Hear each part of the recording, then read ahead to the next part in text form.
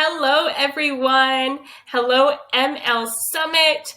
Thank you so much for attending my presentation, Making Cultures Visible. I'm so excited for you to be here with me today. For those of you who don't know me, I'm Caterina Lazor, and I am an ESL instructional coach and middle school teacher from Alberta, Canada. I'm also the Professional Development Director for the ATA ESL Specialty Council, the Alberta Teachers Association, and I'm so happy to be here with you today. For those of you who don't know, I'm on Twitter. My Twitter handle is @CaterinaTeach. I think most of you are probably connected with me, but if you're not, I really recommend connecting with me. And I hope that throughout this presentation, we can tweet questions, things that we're enjoying, or any conversation that we want to continue after the presentation. This is a pre-recorded presentation, so unfortunately there's limited interaction, but I really look forward to continuing that conversation on Twitter with you. I also have a blog. It's survivingteaching.ca, and I recommend that you check it out to see some of my thoughts and insights on things around the MLL world. So without further ado, I'm going to get started. So in Alberta right now, I'm on Treaty 6 territory, and I'm going to do the land acknowledgement for the area that I'm on today. I know that not everybody is in Treaty 6 territory or living in Alberta or even in Canada attending this presentation, but because of where I'm situated today, it's important for me. So today we acknowledge that we're on the traditional land of Treaty Number 6 and home of Métis Nation of Alberta Zone 4. We also acknowledge the Inuit and other diverse Indigenous peoples whose ancestors have marked their territory since time immemorial, a place that has welcomed many people from around the world to make their home here. And I love this treaty acknowledgement because it really reminds us that although we're supporting multilingual learners and newcomers to Canada, the roots of the people who made us Canada, made us the nation that we are really the traditional landholders. And I'm very grateful to be able to have my home on their land. So I like to start my presentation with this. I know that we're not live right now, but I just want you to do a check-in with yourself.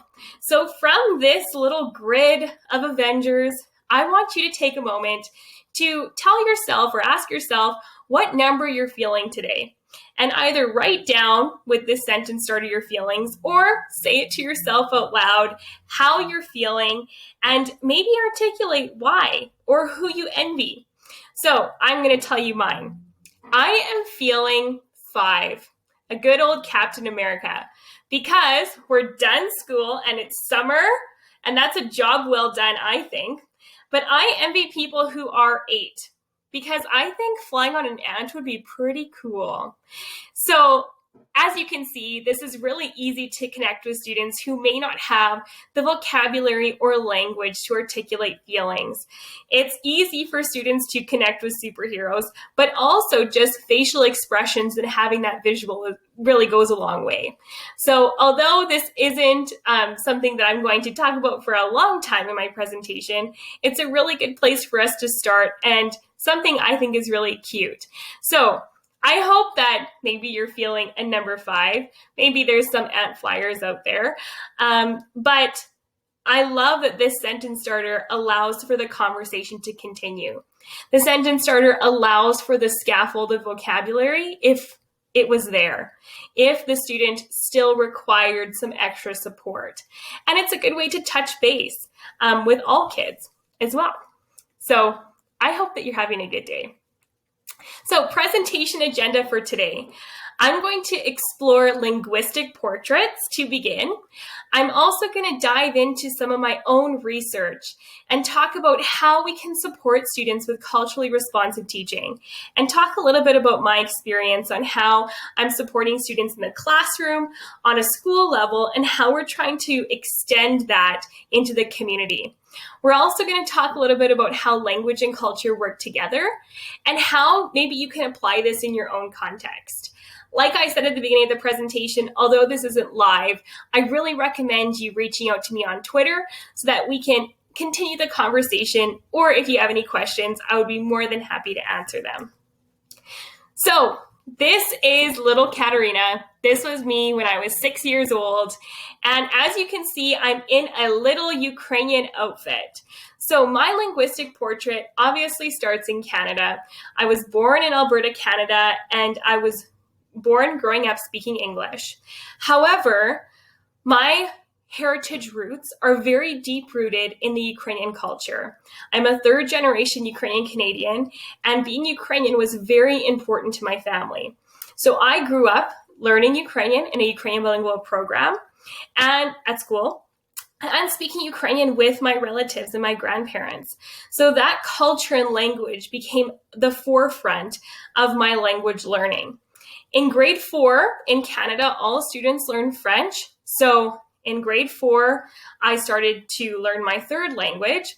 However, into adulthood, I did not continue to practice French. So I would say that I'm a pretty rusty French speaker, as where I am living in Canada doesn't have very many Francophone communities.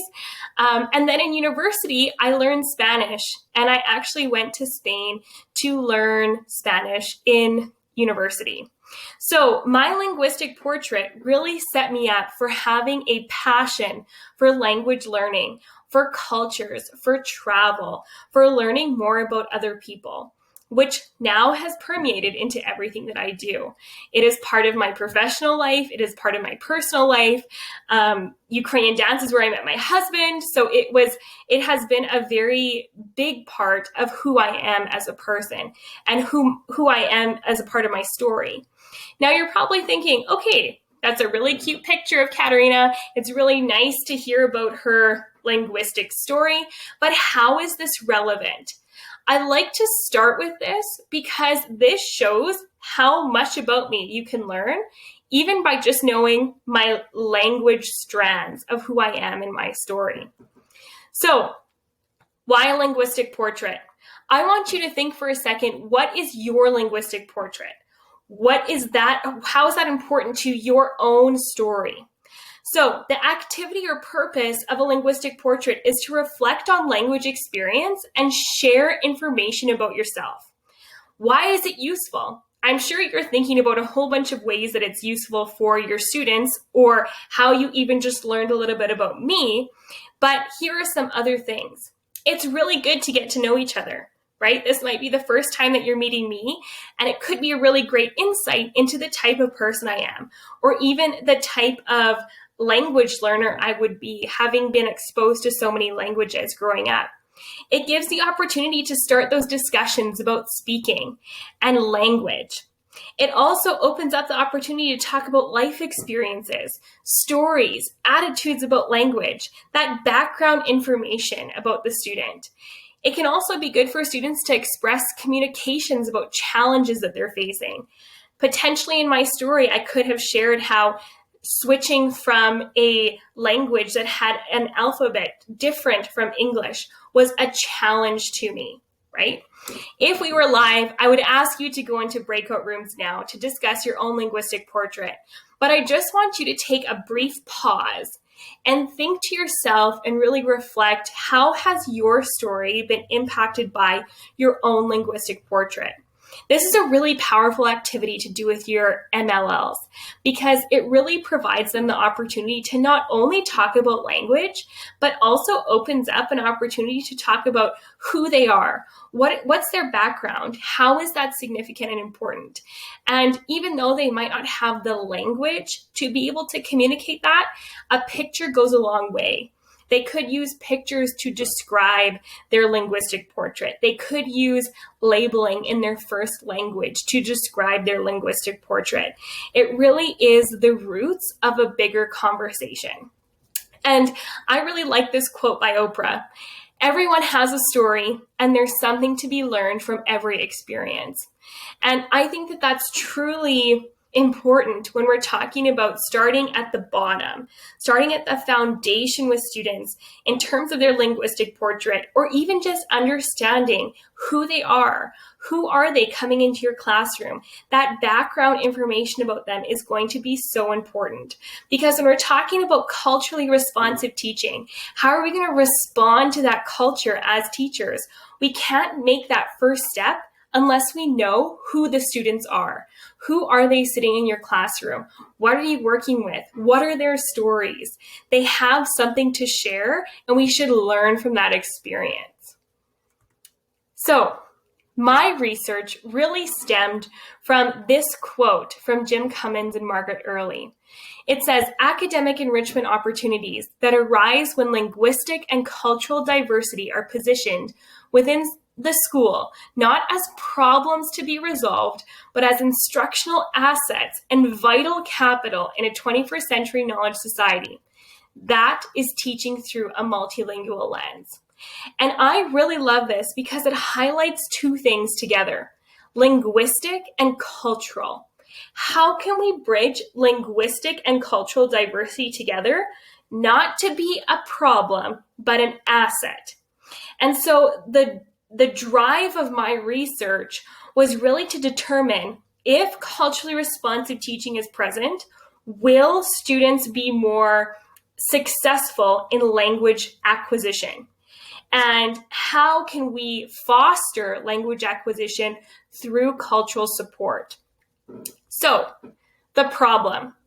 As communities continue to diversify all over the world, the need to support newcomers, both socially and academic, is apparent. And that's not anything that's new to us. That's likely why you're sitting here watching my presentation, because you know that there is a need for that two-folded support.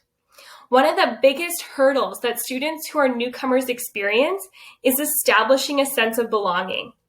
So those students who are coming in new to your school are thinking, not only can I learn the language, not only how can I fit in with the culture, but how can I have a sense of belonging? How can I find a purpose? How can I find my people and my connection here? So I really started to dive into how does that sense of belonging affect a student's ability to acquire language? So guess what the research said? If a student has a high sense of belonging, then they are going to have an increase in confidence and relationships. So that connection piece is going to be present, which guess what? Increases language acquisition and academics. So they are all related. So if you think about it like a continuum, if we're starting at the root of students feeling a sense of belonging, then language acquisition will come. So how, as teachers, are we going to create that sense of belonging? Well, guess what? The answer for our newcomer students is in culturally responsive teaching. If culturally responsive teaching is present, students will feel a sense of belonging. Their increase in confidence and relationships will happen with teachers, with their peers, and an increase in language acquisition and academics will be present. So let's dive into this. How can we support students in a culturally responsive environment to give them that sense of belonging? Now, I'm going to talk about some things that I have done, some things that I have seen some amazing people do, but I obviously know that what you're doing in your school may be different. So throughout me talking about this, I want you to be thinking, how is this relevant to my own context? So let's think about this. How is this relevant? What is one way that we can honor a student's cultural and linguistic identity? So I want you to write this down, send this sentence starter down, think about it, say it out loud. What is one way? Now, I know you're probably thinking of 50 million ways that we can support, but I want you to think about one golden nugget that you feel like is really important. So repeat after me. One way that we can work to honor a student's cultural and linguistic identity is blank. So hopefully you have come up with a few. I'm going to share something that is close to my heart, and I hope that you're familiar with her. Valentina Gonzalez at Valentina ESL, if you don't follow her on Twitter, you definitely should, came out with this amazing infographic, this little sketch note about how we can honor student identity. And these things really highlight some of the main points for me that we can honor that cultural identity in a classroom. Now, this visual, you can check her out on Twitter. She has an amazing blog, but it can really be broken down into these points. We have to amplify student voice. We have to put a spotlight on cultures. We have to focus on the students. We have to build relationships. We have to give students choice. And we have to display their work, their student identity on the walls so that they can be proud. They know that we're proud. This is the way that we start in the classroom. In the classroom, if we are doing these things, then we are making that step towards a culturally responsive environment. If that environment is fostered, then the student sense of belonging will also increase. Now, this is just a start of all the things that you can do in your classroom. But at a school level, that could be a little bit more challenging. So at a school level, here are some things that I have done to start to bridge that connection from just the classroom to a whole school approach. So one of the things that I did was I created a cultural center within our school. This is kind of a hub for all language and culture. This is where it's visible beyond the classroom. So here in the cultural center, we have multilingual books. We have resources for language learners. We have different resources for subject-specific scaffolds. Students can come and chat with me if they have a question or they need help. I will also do, I call it an ELL Wednesday, and I will have a small group pullout for students who feel like they need extra help or even just some culturally responsive elements, such as talking about Canadian currency, for example, or some idioms. I had a student come to me once and say, we need to talk about idioms. So this is kind of the hub for language culture. I also give students the opportunity at lunchtime to have a global cafe. Now, this is obviously pre-COVID, and I'm hoping that we can continue this in September, but I have a whole bunch of language resources. I have students teaching each other different languages. I have students researching different cultures. It's an incredible opportunity, truly. So that is one way that we are creating this culturally responsive environment in our school beyond the classroom. I also found that there needed to be a branch between what was happening in the school and what was happening in the family, within the families and the community. So we started hosting community support nights. And what happens is we have community organizations who support newcomers come kind of in a conference style seating area, and they just display all the opportunities that newcomers can connect with kind of as a bridge. So I'm there as a supporter from the school, and then the community organizations are there to talk to families on how they can use the support. Again, really awesome. So what are the results? My data concluded that there was an overall increase in a student's ability to feel a sense of belonging in a culturally responsive environment. So not only where culturally responsive teaching is present in the classroom, but also where it's permeated into the school and into the community. And this overall increased other things as well. Increase in student peer relationships, increase in confidence, increase in language acquisition, and academics increase for most students. So that's some incredible data. So if we can use these results as a starting point for the need for culturally responsive teaching to be present, then I believe that we can have some amazing results in our language acquisition increase. So I want you to quickly check in.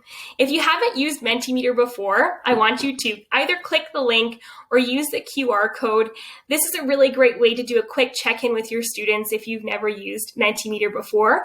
Just a quick survey where I can kind of check in with the audience. And this question is going to ask you, how are you feeling in terms of implementing culturally responsive teaching in your school or in your classroom?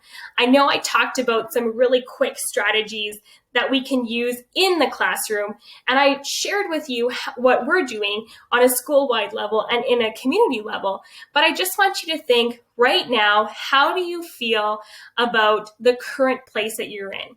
And it's okay if you feel like, wow, there's so many things I need to be doing, because there's time, right? Time is on your side, and you're able to make small steps to make that change. So take a second, do the Mentimeter check-in, and I look forward to your responses. Now, if you're going to take anything away from today's presentation, I want you to think about this quote, because it's really what the crux of my research was. And that is that language and culture overlap in the process of language learning and can help to create a student's sense of identity and belonging. All three serve as key components to helping new students to Canada, or anywhere, find success. Language plays a key role in the success of students because it is critical for students to be socially and academically successful in their lives. And I think that that's really what I've been talking about this whole presentation, that if culturally responsive teaching is present and students feel that sense of belonging, then all the other things will fall in place. Language and culture have to work together. We have to see them as an asset working together, not a problem. So before we leave, I just want you to reflect for a second. How does this apply to your own context? I want you to take a second to think about these three questions.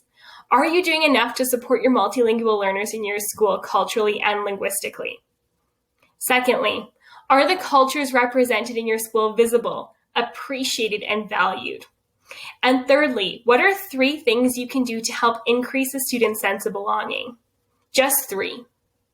And I hope that you had some ideas in this presentation of what you could do. Now, we're coming to an end today, but like I said, I really hope that we continue the conversation online. I really hope that you will connect with me on Twitter at Caterina Teach, or if you have any questions, please reach out to me via email. I really appreciate you coming to my presentation today, and I hope you have an awesome rest of the conference at the ML Summit.